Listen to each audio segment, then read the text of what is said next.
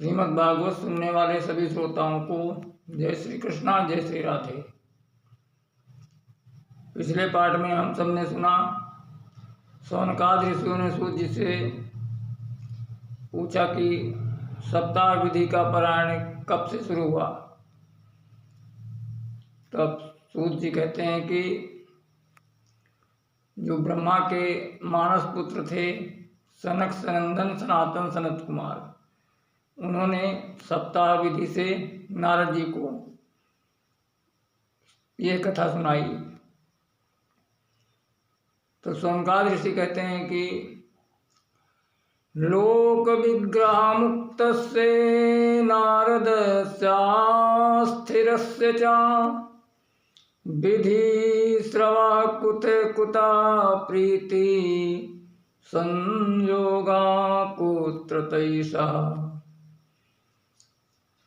शौनकादि ऋषि कहते हैं कि जो नारद जी हैं वो तो लोक विग्रह मुक्त से, वो तो समस्त प्रपंचों से अलग हैं, उनके पास कोई संग्रह परिग्रह नहीं है और वो अस्थिर रहें, एक जगह स्थिर नहीं रहते हैं, वो चलायमान रहते हैं।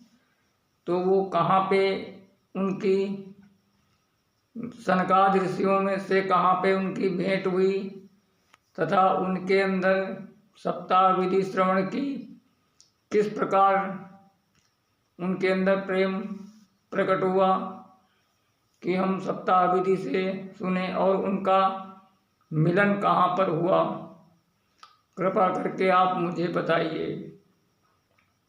तब सूत जी कहते हैं कि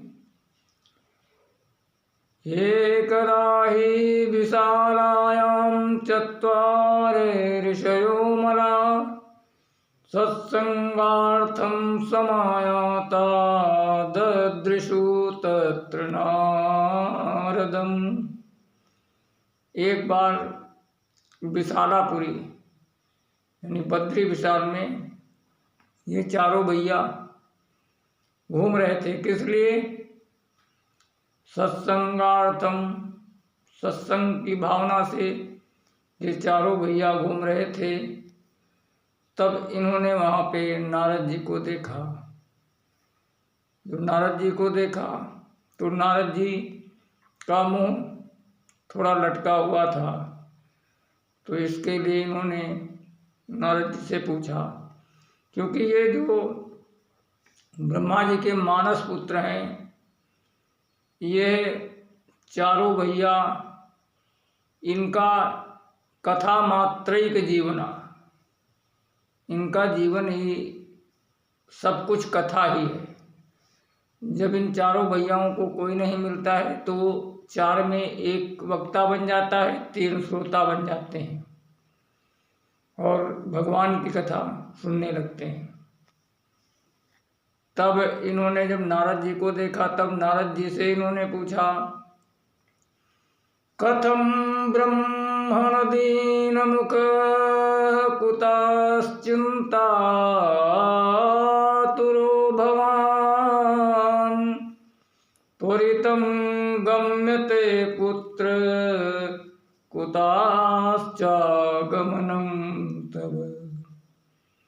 कहते हैं कि नारद जी, कथम ब्रह्मण दीन मुख, ये नारद जी आपका ये मुंह लटका हुआ क्यों है, और कुतश्चिंता तुरो भवान, तुमको कौन सी ऐसी चिंता है जिससे तुम बहुत दुखी हो, तथा आप ये जल्दी जल्दी कहाँ जा रहे हो। त्वरितं गम्यते कुत्र कुतश्चागमनं तव, और आप कहाँ से आ रहे हो, और इस समय तो आपका मुख ऐसा है जैसे कि इदानीं सून चित्तोषि गतवित्तो यथा जना, जैसे किसी कृपण का धन लुट गया हो, उसके 1500 के नोट कागज के टुकड़े बन गए हों, गतवित्तो यथा जना।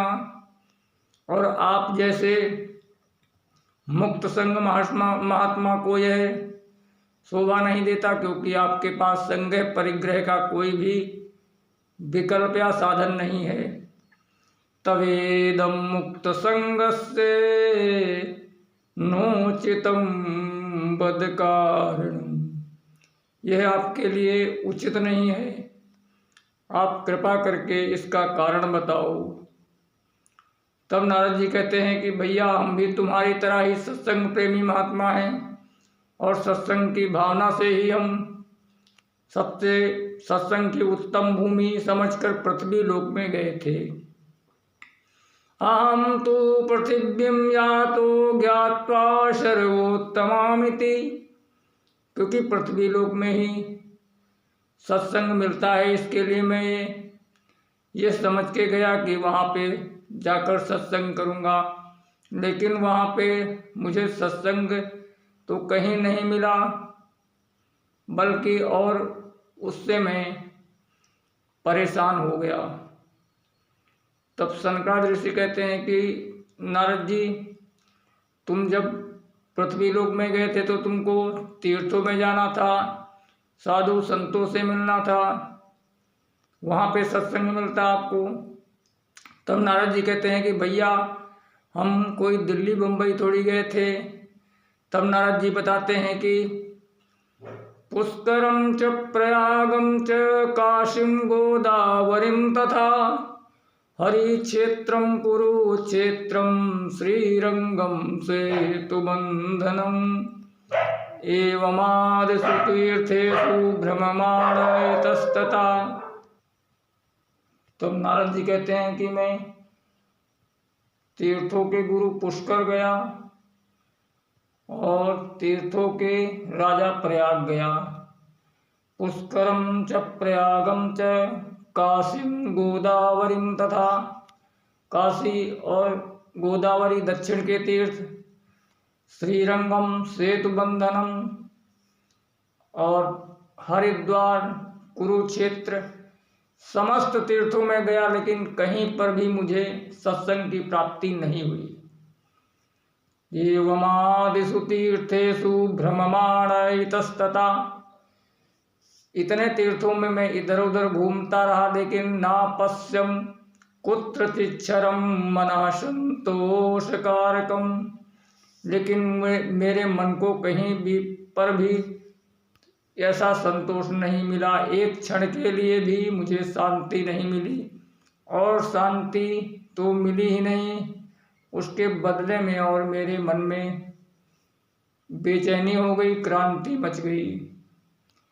क्योंकि कलीना धर्म मित्रेण धार्यम बाधिताधुना, क्योंकि जो एक अधर्म कलयुग का सहायक है, इसने समस्त पृथ्वी को अपने कब्जे में कर रखा है।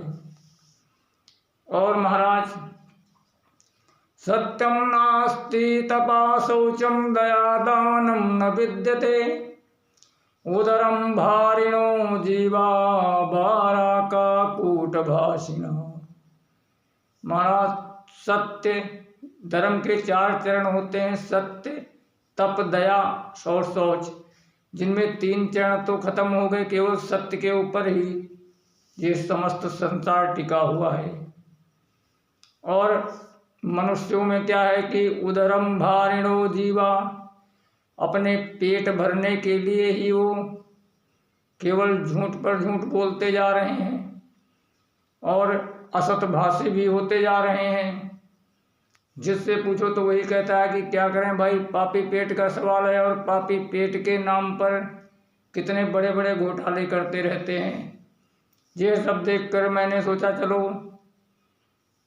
संतों के पास चलते हैं। तो संतों के पास गया तो पाखंड निरता संतो विरक्ता सपरिग्रह, जो संत कहे जाते हैं उनमें भी पाखंड का प्रवेश हो गया है। पाखंड किसे कहते हैं? जो पालन करने योग का जो पालन करने योग्य धर्म है, उसका जो खंडन करे, वही पाखंड है। पापस्य खंडा पाखंडा, जो पाप का ही एक खंड है उसको पाखंड कहते हैं। और पाखंड निरतो संतो विरक्ता सपरिग्रह। और मैंने विरक्तों के बड़े बड़े भवन देखे, उन्होंने स्त्री पुत्र आदि का परिग्रह कर रखा है, जो अपने को विरक्त कहलाते हैं। मैंने देखा भाई ये आश्रम किसका है, तो कहते हैं कि आश्रम त्यागी जी महाराज का है। बोलते ये शोर कहाँ हो रहा है, तो कहते कि ये मौनी बाबा के आश्रम में शोर हो रहा है। तो इस प्रकार संतों में भी पाखंड की प्रवृत्ति हो गई है। तब मैंने सोचा चलो गृहस्थों के यहाँ देखते हैं। तो गृहस्थों के यहाँ देखा तो तरुणी प्रभुता गेहे श्याल को बुद्धिदायक। गृहस्थों के यहाँ भी तरुणी का ही चलावा चलता है, जो युवतियां हैं उनका ही चलावा चलता है, उनका ही सब कुछ चलता है। और सास ससुर की जब तक सेवा होती है, जब तक बहू के हाथ में तिजोरी की चाबी न लग जाए, और जब चाबी लग जाती है तो कहती सुनो जी मैंने तुम्हारे लिए अपना सब कुछ छोड़ा है, अब तुम भी सबको छोड़ो। तो इस प्रकार दाम्पत्य जीवन में भी कलह मचा हुआ है। और कन्या विक्रयणो लोभा दंपति नाम च कलकलम। और बेटी बेटाओं में भी सौदेबाजी होने लगी। संबंध होते हैं तो अर्थ के आधार पर संबंध होते हैं, तो जब अर्थ के आधार पर संबंध होगा तो वह बहुत दिन टिकेगा नहीं। क्योंकि जब शादी करके बहू आती है तो वो जब 50 लाख रुपए देगी तब वो कहेगी कि भाई मैं सेवा नहीं करूंगी, मैं तो सेवा करवाऊंगी। तो इस प्रकार दाम्पत्य जीवन में भी संग्राम मचा हुआ है। यह सब देखकर मैं बहुत ही दुखी हुआ और मैंने सोचा चलो वृंदावन धाम चलते हैं। यामुनम तटमापन्नो यत्र लीला हरेर्भूत। वहाँ जो यमुना के पुलिन है, यमुना का तट है, वहाँ पे भगवान की नित्य लीला हुआ करती है। और ऐसा सोचकर मैं वृंदावन आ गया। और यहाँ आकर मैंने एक ऐसा आश्चर्य देखा, वो भी महाराज सुनो। तो नारद जी कहते हैं कि तत्राश्चर्यं मया दृष्टं श्रूयतां तन्मुनीश्वरा एका तु तरुणी तत्र निशन्ना खिन्नमानसा। मैंने देखा वहाँ पे एक तरुणी युवती बैठी है तथा उसके बगल में 2 बुढ़े बेहोश पड़े हैं। और बहुत सी देवियाँ हैं जो उसको सांत्वना दे रही हैं, उसको सांत्वना दे रही हैं और उसको कहती हैं कि धीरज बंधा रही हैं। और वो युवती बैठे बैठे रो रही है। तो मैंने देखा कि भाई युवतियाँ ही युवतियाँ बैठी हैं, क्योंकि युवतियों का जो स्वभाव होता है वो भाव प्रधान होता है। वो थोड़ी देर में रोने लगती हैं और थोड़ी देर में हंसने लगती हैं। इसके लिए मैंने सोचा कि मैं साधु संत और मैं इनके पास जाऊंगा, और इन्होंने अगर कह दिया कि ये बाबा जी तुम इधर कहाँ घुसे चले आ रहे हो, तो अपनी तो विडम्बना हो जाएगी। इसके लिए मैंने उनको देख के ही उनके पास से ही निकलने लगा। तब उस युवती ने मुझको देखकर उसने मुझको आवाज़ लगाई और बोली कि भो भो साधु क्षणं तिष्ठ मा चिंतामपि नाशे दर्शनम तव लोकस्य सर्वथा गहरम परम। कि हे महाराज जरा थोड़ी देर के लिए मेरे पास रुकिए, और मुझको लगता है कि आपके वचनों से मुझको बहुत शांति मिलेगी, क्योंकि आपका दर्शन ही समस्त जीवों के पापों को हर लेता है। दर्शनम तव लोकस्य सर्वथा गहरम परम। और आपका दर्शन ही बहुत ही जब भाग्य होता है तब आप जैसे संत महात्माओं का दर्शन होता है। तवेद भाग्यम भू। युवती कहती है कि भवेद भाग्यम भूरि भवतो दर्शनम तदा। जब बहुत ही जीव का भाग्य उदय होता है तब आपका दर्शन होता है। तब मैंने उस देवी के पास जाकर पूछा कि देवी जी बताओ तुम कौन हो। कासित्वं कामिमोचे मां नारा का पद्मलोचने वद देवी शवेस्तारम स्वस्य दुःखस्य कारणम। तब मैंने उस देवी से पूछा कि देवी जी बताइए आप कौन हैं, तथा ये जो दो बूढ़े पड़े हैं ये कौन हैं, और ये जो तुम्हारे पास में बैठी हैं ये कमल नयनी देवियाँ ये कौन हैं। वद देवी शविस्तारम स्वस्य दुख से कारणम। और अपने दुख का कारण बताओ, आप दुखी क्यों हो। तब वह देवी कहती है कि हे मुनि, हे नारद जी, अहम भक्तिरिति ख्याता इमो में तनयो मतो ज्ञान वैराग्य नामानं कालयोगे न जर्जरौ। महाराज मैं भक्ति के नाम से विख्यात हूँ, मेरा नाम भक्ति देवी है, और ये जो दो बालक हैं ये मेरे बेटे हैं, इनका नाम ज्ञान और वैराग्य है। तथा काल का चक्र देखिए महाराज कि मैं युवती हूँ और ये दोनों बुढ़े हो गए। काल योगे न जर्जरौ। और ये जो देवियाँ हैं गंगाद्या सरितश्चेमा मत्स्यवार्थम समागता। और ये जो देवियाँ हैं गंगा आदि नदियाँ हैं ये सभी देवियाँ हमारे मुझको सांत्वना देने के लिए बैठी हुई हैं। तब नारद जी को बहुत आश्चर्य हुआ। उन्होंने सोचा कि भाई माता 20 साल की और बालक 80-80 साल के, ये देखकर नारद जी को बहुत आश्चर्य हुआ और उन्होंने सोचा कि ये तो मैंने पहली बार ऐसा देखा है। तब उन्होंने पूछा कि देवी आप बताओ आपकी ये दशा कैसे हुई। तब भक्ति देवी कहती हैं कि महाराज उत्पन्ना द्रविड़ेशाहं वृद्धिं कर्नाटके गता क्वचिन महाराष्ट्रे गुर्जरे जीर्णतां गता। भक्ति कहती है कि महाराज मैं द्रविड़ देश में पैदा हुई। उत्पन्ना द्रविड़ेशाहं वृद्धिं कर्नाटके गता, और कर्नाटक में बड़ी हुई तथा महाराष्ट्र में कहीं कहीं पर सम्मानित हुई। लेकिन गुजरात में आते आते मैं वृद्ध हो गई और जीर्ण शीर्ण हो गई। पाखंडी खंडतांगिका, और बहुत से पाखंडियों ने हमारे भक्ति के स्वरूप को खंड खंड कर दिया। इससे मैं वहाँ से भागती हुई वृंदावन आई और यहाँ पर आई तो जाता हम तरुणी। महाराज मैं तो नवी नवेली हो गई, लेकिन ये जो मेरे बच्चे हैं ये दोनों बुढ़े हो गए, क्योंकि वृंदावन में भक्ति देवी का साम्राज्य है और ज्ञान वैराग्य को वहाँ कोई नहीं पूछता है।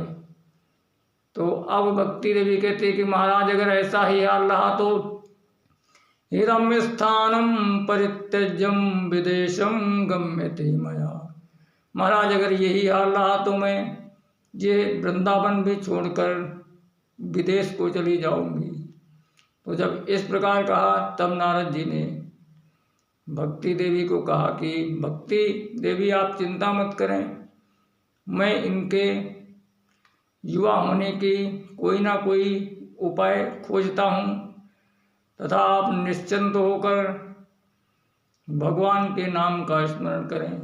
और इस प्रकार नारद जी ने भक्ति देवी को सांत्वना दिया और कलयुग का जो कुचक्र है वो भी सब बतलाया। सो अब अगले पाठ में जय श्री कृष्णा, जय श्री राधे।